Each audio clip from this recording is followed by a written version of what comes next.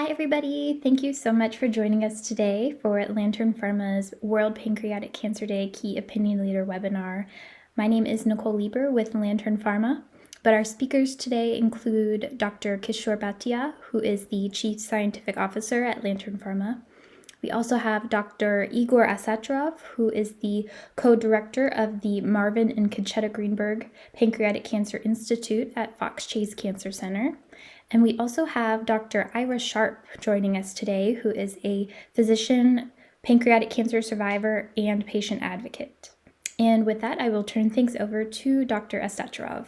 Thank you, Nicole. Yes, November the 18th, Thursday, is the World Pancreatic Cancer Day, and we use this opportunity to raise awareness on every possible stage of the urgency to develop new treatment options for patients who suffer from pancreatic cancer. It's a disease that is very difficult to treat, and it is rising in its incidence.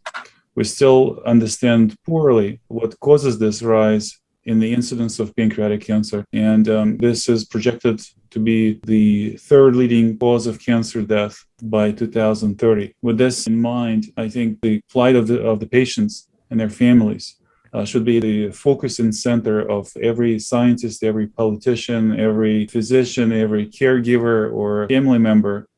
Even if you are not personally affected by this disease, it affects us all collectively as a society. And I'm very privileged to be part of this webinar. I think you guys are doing a great job. I can't wait to hear from Kishore about the plans of Lantern to develop a new drug for the treatment of this disease. Thank you, Igor, and thank you, Dr. Sharp, for taking the time to have a discussion on World Pancreatic Cancer Day. Perhaps this might be a good time to get a sense of a patient's journey through diagnosis and treatment of pancreatic cancer. Maybe I'd ask Dr. Sharp to give us some background on his journey. Thank you, Dr. Bhatia. Thank you for asking me to participate today. This month marks exactly 8 years since my diagnosis of pancreatic adenocarcinoma. And in November 2013, I was a 57-year-old practicing internist and absolutely had no thoughts of pancreatic cancer on my personal horizon. About that time, I developed new onset of diabetes, abdominal, gastrointestinal bloating, and bowel changes, and fatigue. After some prodding from my wife, I actually ended up in the hospital. They found a 5.5 centimeter mass, complex mass in my body and tail of pancreas. And after endoscopic ultrasound and biopsy, I was diagnosed with that. Needless to say, that kind of diagnosis threw me completely for a loop and my family. So I actually began on chemotherapy with FOLFIRINOX, which at the time was considered the best, followed by radiation therapy, followed by surgery for what was then locally invasive stage 3. And then my journey continued 6 months later, although my resection was an R0 resection with negative lymph nodes. I had a recurrence of a lymph node in my neck, and in my adrenal gland, I had enlargement. And again, I had metastatic disease. So at that time, that's when I began on a clinical trial with epafricept, which is, as you mentioned, a Wnt inhibitor. And it was quite remarkable, at least for me. We were in a phase 1 clinical trial. Didn't expect to see tremendous results, but I was extremely lucky. And within a few months, the lymph node resolved. The CA19-9 tumor marker dropped considerably.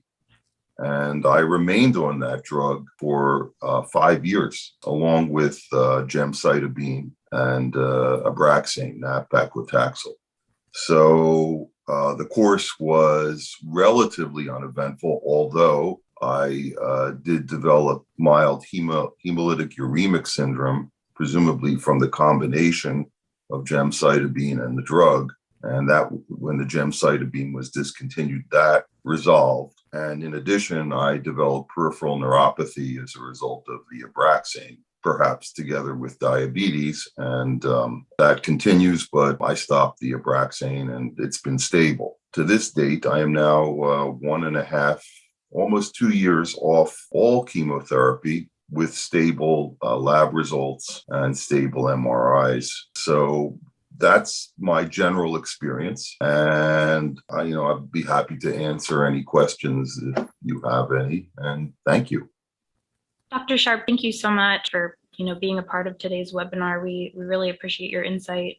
And turning gears a little bit, Dr. Bhatia, can you provide some background on Lantern Pharma and our development of irofulven and LP-184 for our viewers? Sure. I think key aspect from Dr. Sharp's journey is the importance of new drugs and clinical trials. Our focus in Lantern Pharma drug discovery is fueled by two things.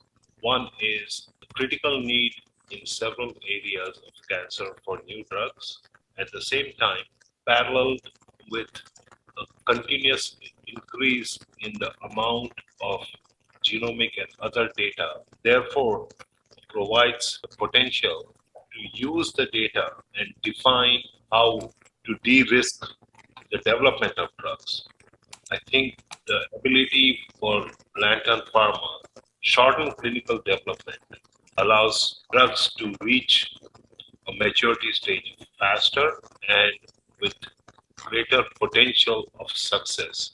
And LP-184 is a very good example of this development paradigm that Lantern Pharma uses. LP-184 is a drug from a class of molecules called acylfulvenes. These class of molecules are similar to another molecule that is found naturally in jack-o'-lantern mushrooms. This molecule is called illudin, and illudin was discovered in jack-o'-lantern mushrooms early in the 1950s. It has very high toxicity and therefore very little tumor selectivity. Over a period of time, using structure-activity relationships and derivatization, several groups, including ours, have worked on modifying illudins to make them more tumor selective. And LP-184 is one such molecule. It has a much broader therapeutic index and it has higher tumor-specific selectivity. LP-184 is a completely synthetic molecule. Although its structure is similar to illudin, the way Lantern Pharma makes this molecule, it makes it completely synthetically without using any illudin or pre-illudin compounds from the jack-o'-lantern mushrooms. Okay, great. And again, Kishore, can you explain just a bit more how LP-184 works and why it's so unique? Yeah, LP-184 has the ability to track with the tumor DNA. However, alone on its own cannot do that. It requires the presence of a certain enzyme called PTGR1, and much of this evidence was provided in a confirmatory way by some work elegant work that Igor's lab did. Suffice it to say that PTGR1 is a critical driver of the efficacy of LP-184, and that itself provides a certain advantage in tumor selectivity. PTGR1 is expressed high in several tumors. Therefore, one can select the kind of tumors where LP-184 will work. The damage it causes to the DNA in the tumor cells is the kind of damage that can only be repaired by a certain group of enzymes or a certain pathway. It's called the transcription-coupled nucleotide excision repair. Turns out that there are several tumors that are deficient in this pathway. And one can imagine, therefore, that if you have tumors that have high expression of PTGR1, have the inability to repair the damage in their DNA caused by LP-184 because of the absence of certain proteins, that now you have LP-184 selectively killing these cells. And that is really the way that LP-184 works, and works in a manner that can be used to selectively match it to tumors with certain genomic features. Dr. Astsaturov, what challenges are currently associated with pancreatic cancer treatment, would you say, and how might they be overcome? Thank you, Nicole. What is needed in the world of pancreatic cancer and what families and patients are looking for, we need new options. Currently, we have only 3 lines of chemotherapy for patients who unfortunately have metastatic disease, like in Ira's case. These chemotherapy options are very limited in time and efficacy. So any new drug that comes to the clinical stage is a huge step forward. As Kishore pointed out, instead of treating every cancer with a blanket chemotherapy like we do nowadays, it is really important to come up with something that is more intelligent and more specifically tailored to the genetic makeup of patients' tumor. Here on this slide, you show maybe 10-15% of pancreatic cancers carry mutations in DNA repair pathway, which is called homologous recombination, or HR. And there is a new class of drugs that is specifically active in this group of patients, in this class of tumors. But there is also another even smaller subset of tumors that carry mutations in these family of ERCC genes. And this is a pathway that Kishore had mentioned. It's called transcription-coupled nucleotide excision repair pathway. Because everybody who comes through our clinics will have their tumors and their germline DNA tested. So nowadays, it is pretty routine for us to understand and detect individual cancer mutations. And therefore, we are prepared to deploy targeted specific therapies that are unique for each individual's cancer genetic makeup. I think that is what really bears the promise. And I think that is what is actually needed for the patients and for what we clinicians are looking for. Can you elaborate a bit on the results from the preclinical studies performed to date and their implications on patient outcomes in trial design? Thank you, Nicole. I'm quite privileged that we established this collaboration with the Lantern in order to develop a concept for patients. I came in contact with Lantern when they had this really amazing informatics tool that predicted this derivative of irofulven, LP-184. And the unique feature of this compound is actually it's a fully synthetic derivative. So you can control the stereoisomerism of the molecule. And previous compounds had a racemic mixture of positive and negative stereoisomers. But what is amazing, in that graph on the left, you can see that the cytotoxicity, which is expressed as IC50, cytotoxic concentration killing 50% of cancer cells in a petri dish. So that concentration is directly proportionate to a single gene of all the 25,000 genes that are expressed in mammalian cells. And that gene was PTGR1. I haven't heard of PTGR1 before. But apparently it is an enzyme called prostaglandin reductase. It's an NADP-dependent oxidase that converts certain type of prostaglandins and reduces their oxidation. So what was left for us to document experimentally that indeed this association is functional. And that means, and we hypothesized that PTGR1 is the enzyme that converts LP-184 or its precursor irofulven to fully active alkylating agent. These associations have been previously proposed in the literature, and the experiments were done. PTGR1 was overexpressed or expressed at high level in certain cell lines in vitro, but we went in a slightly different and more genetically precise manner.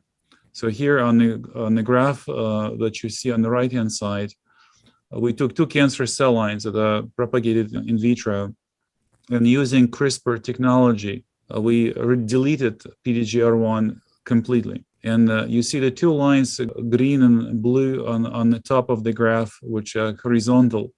These are the cells that have lost PTGR1. And you can push the concentration of LP-184 to micromolar range, and you will not see any cytotoxicity. Whereas the parental the cell lines that carry PTGR1 and are depleted with control on non-targeted guide RNA, these cells are very sensitive in a nanomolar range, which is really is a very strict, very specific genetic documentation that indeed there is a unique enzyme. And what is interesting in terms of PTGR1 itself, it is induced by another very potent oncogenic transcription factor called NERV2, spelled as NRF2. So this transcription factor is a central player in pancreatic cancer progression. It is also induced by oxidative stress, by chemotherapy, by radiation, and is in many respects is a basis for resistance of pancreatic tumors to cytotoxic, genotoxic therapies that we use to treat pancreatic cancer, like radiation and chemotherapy. So I think to answer your question directly, yes, we have two ideas that we can tailor LP-184 to the patients. One is the genetic vulnerability that is deficiency in DNA repair pathway genes that are mutated oftentimes in pancreatic tumors. And also, which is a very interesting biomarker that we haven't really proven yet in the clinical setting, that is the level of expression of PTGR1, the prostaglandin reductase. Because the more of this protein is expressed, the likely that LP-184 will be converted to fully activated alkylator, which will immediately attack the DNA of the tumor cells.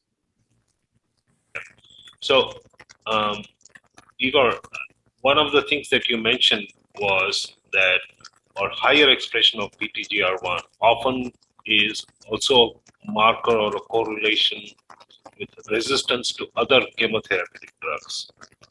Given that, then makes sense to think that LP-184 can use that vulnerability when tumors are resistant to other chemotherapeutic drugs because of an increased PTGR1, and therefore has a certain advantage in tumors that are resistant to other chemotherapeutic agents. Yeah, I think that is something that needs to be explored. And in fact, one of the ideas that we are discussing internally in my laboratory and with you is to really find ways to combine LP-184 with other chemotherapy agents. So when the tumors start developing resistance and upregulate PTGR1, there you can come in with this compound and exploit the resistance mechanism as a mechanism of vulnerability of the tumor cells. One of the potential agents to be combined with is radiation. NRF2 is a very well-established radioresistance marker and is induced by radiation. And we also showed in a limited number of experiments that if you irradiated the tumors in vitro or in vivo with a single dose of radiation, it actually drives a multiple-fold expression of PTGR1 protein and mRNA, suggesting that this linear transcriptional mechanism from radiation to oxidative stress to induction of NRF2 activity to expression of PTGR1 is a very generalizable vulnerability mechanism through which LP-184 can be deployed as a potential partner with radiation therapy.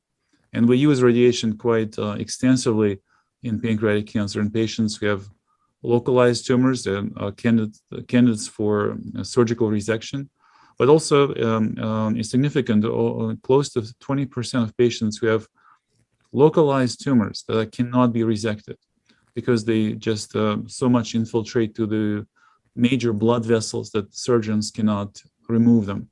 And those patients, difficult to manage.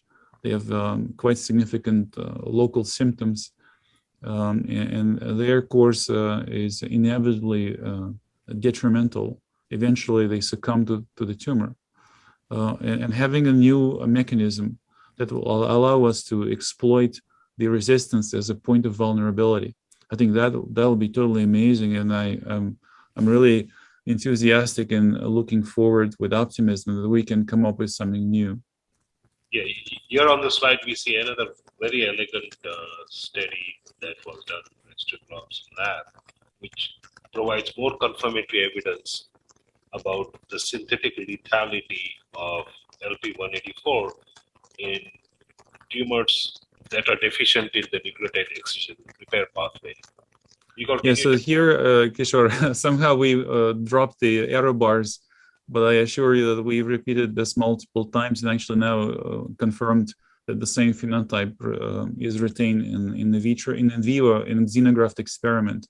So if you just drop down the expression of ERCC4 in this case, using CRISPR technology to deplete the protein in the transcripts from the cancer cells without introducing the mutations. I mean, many cell lines cannot tolerate these de novo mutations if you try to introduce them in the genes of DNA repair pathway. But if you just depress the level of expression of ERCC4 by roughly from 100% to 20%, this is sufficient to sensitize tumors to LP-184.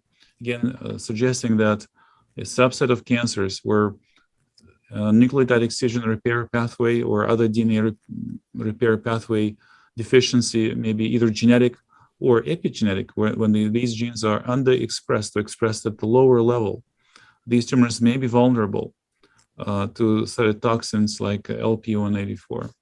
So this is what I was referring to earlier, that indeed PTGR1 is a major dependency for LP-184 activity. So if you pay attention to these colored lines, so the one in purple color, in kind of these second from the bottom, is tumor grafts that we artificially depleted of PTGR1.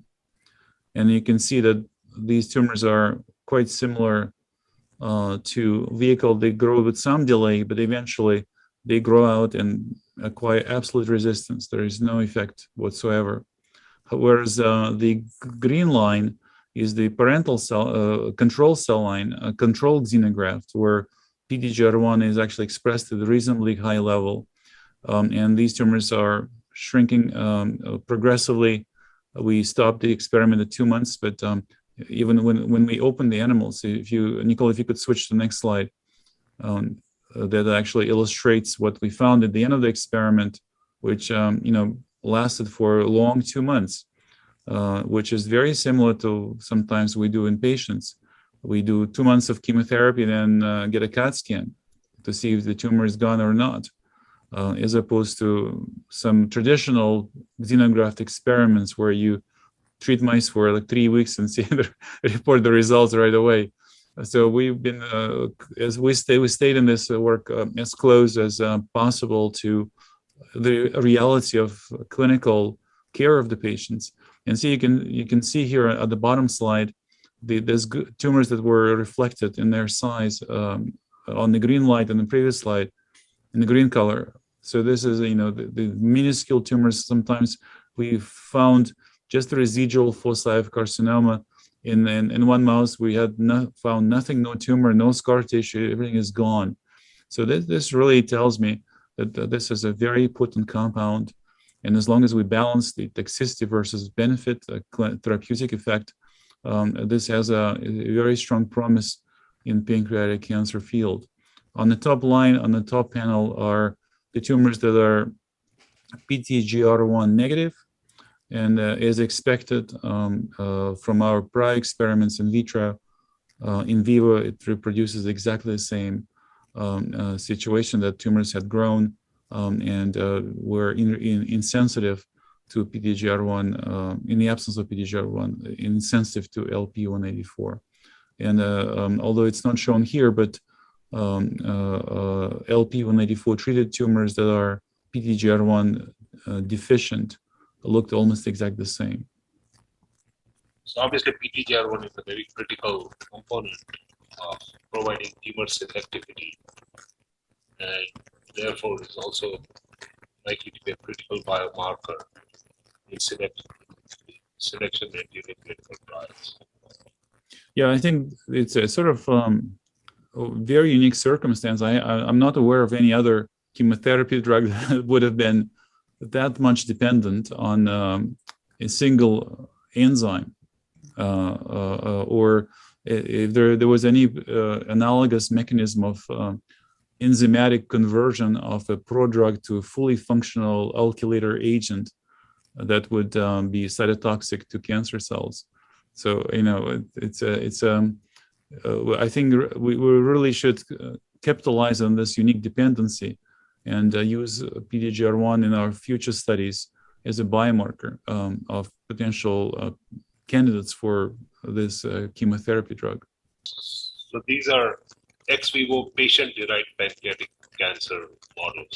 Yeah, so, right, you can say that these are patient-derived xenografts, right, that were treated ex vivo and then subsequently confirmed in a true xenograft in vivo experiment.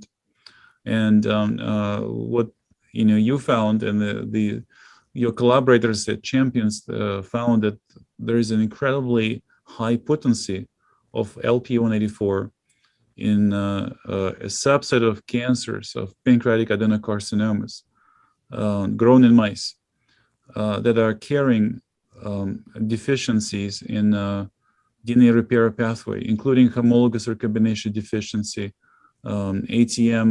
This is, I think, one of these tumors. I think 1643 was carrying ATM mutation. So that is something that we should be looking in our patients' tumors. If there is a mutation in DNA repair pathway, and we do it routinely nowadays in our clinical practice. So these are the patients who are more likely to benefit. And in comparison to olaparib, which is FDA approved for the treatment of tumors with homologous recombination deficiency, you can see how significantly lower the concentration that you need to expose these tumors to LP-184. It's in low nanomolar range, and it really provides an enormous killing effect. And so that essentially what tells you that when you put these tumors in humans, or when you find these tumors in humans, like you put them in mice, and you administer this drug, you will have a reasonable, tolerable toxicity, whereas you would deliver a very potent blow to the cancer. May I ask a question? Sure, of course. So PTGR1 expression in normal cells, is there a variability in expression, and is it related to the toxicity of LP-184? It's a very good question, Ira, and I appreciate you as a doctor. You know firsthand the side effects of chemotherapy. Yes, indeed, PTGR1 is a normal enzyme, and it is expressed in normal tissues. Like for instance, we found totally serendipitously that it is expressed in hepatocytes.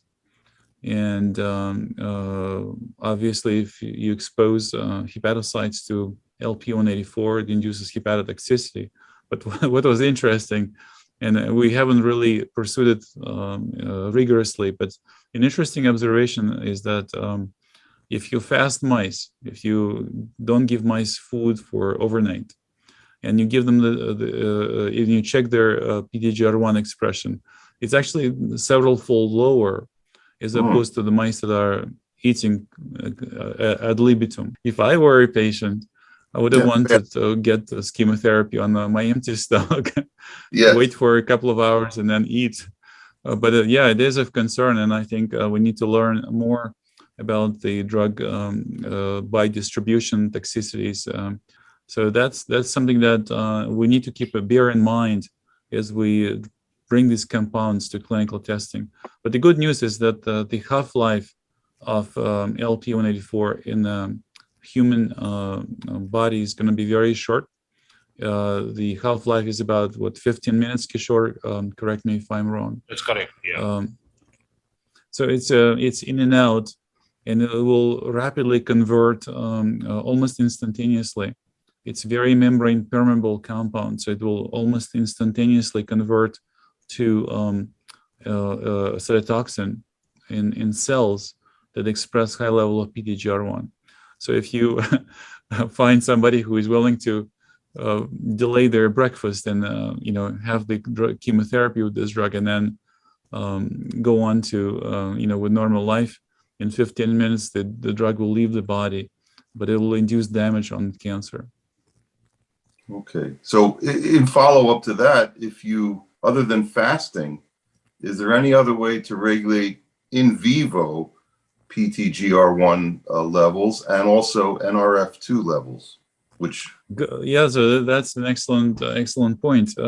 Thinking outside of the box, like how would you do that? So you can locally induce PTGR1 expression. And there were published experiments where people used the various oxidative agents like resveratrol or some other benign chemicals. But when you treat an organism, a human or a mouse, with these compounds, you induce systemic upregulation of PTGR1 expression.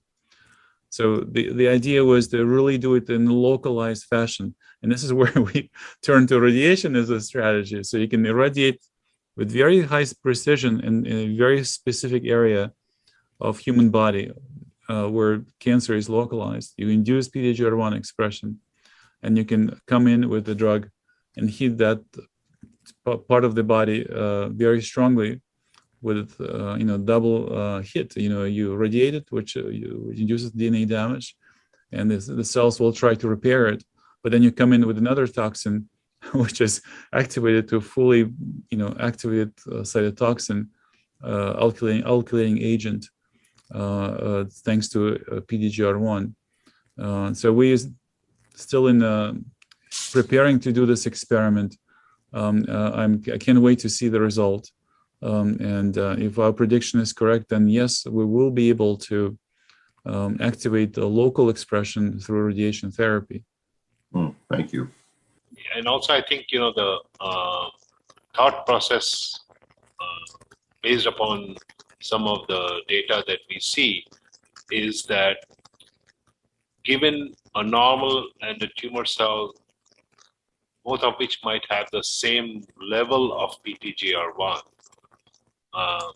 the presence of deficiencies in the tumor cell that disable them to repair the damage caused by LP-184 is another window of the driver of selectivity.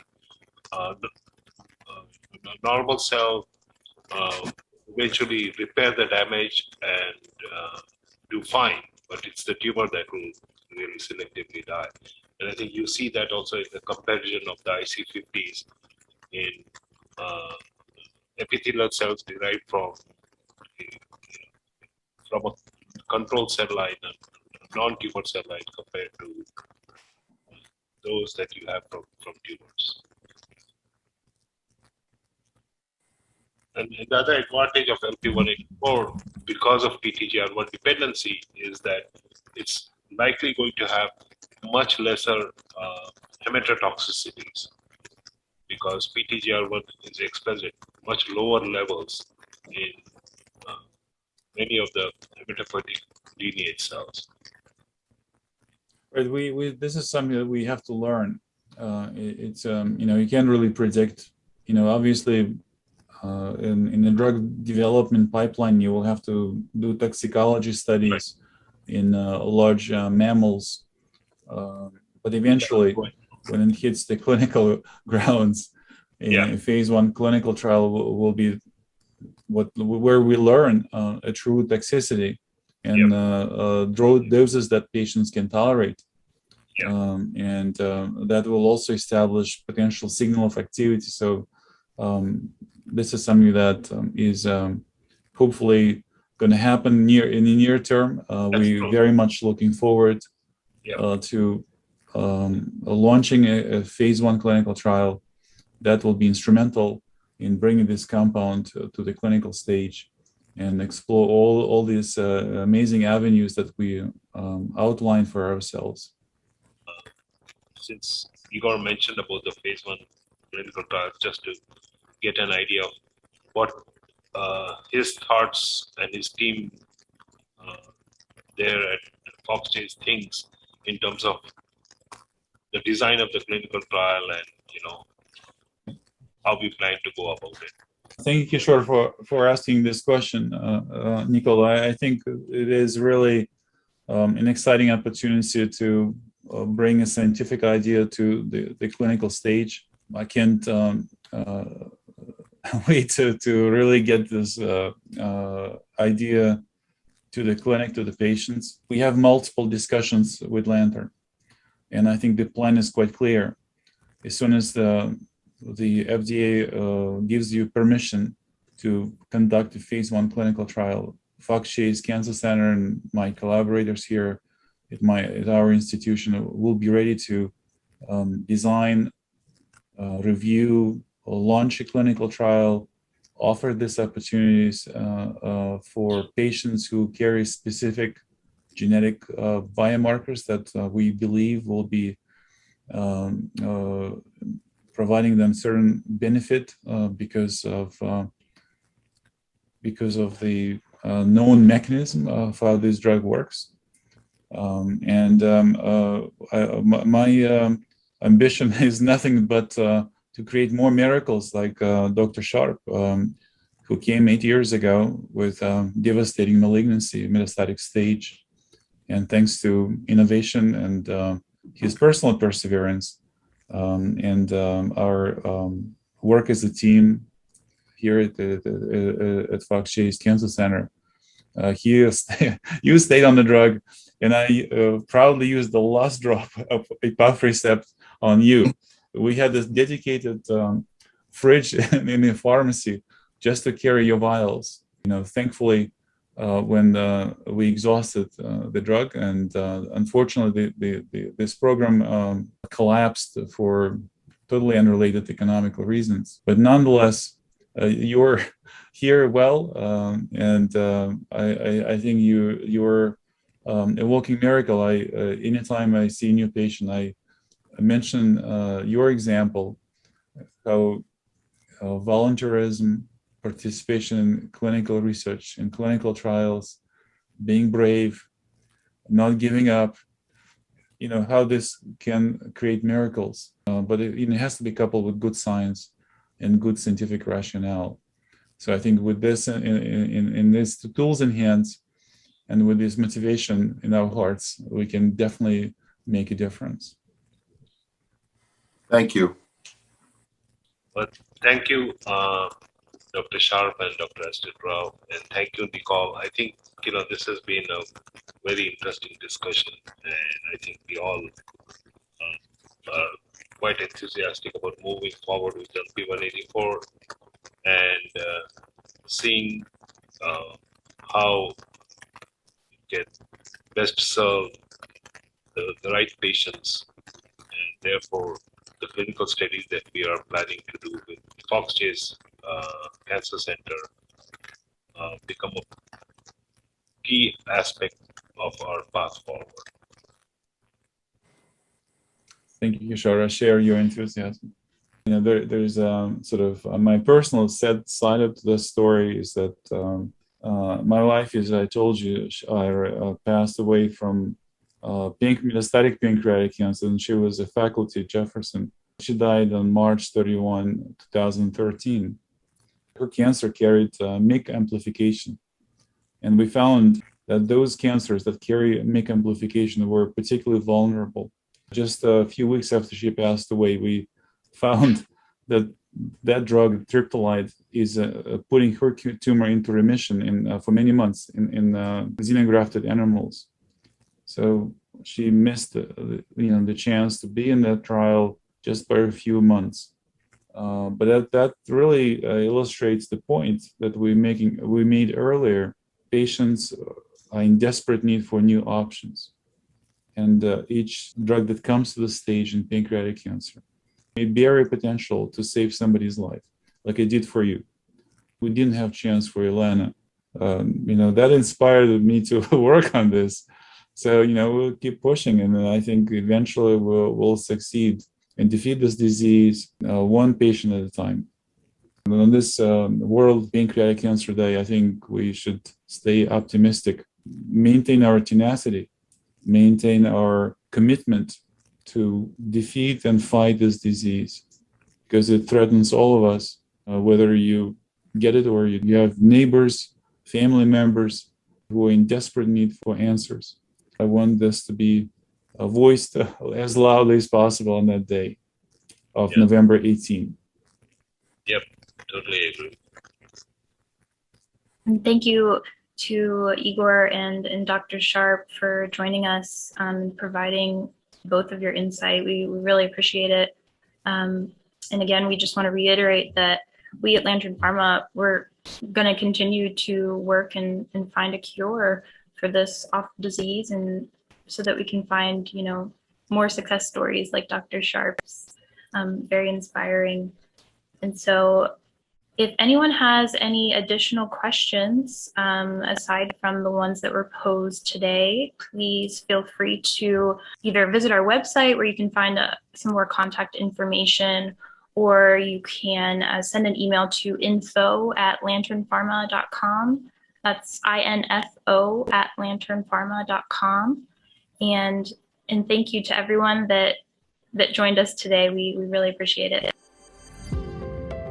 Thank you, Nicole. Thank you. Thank you, Nicole. Thank you. Thank you.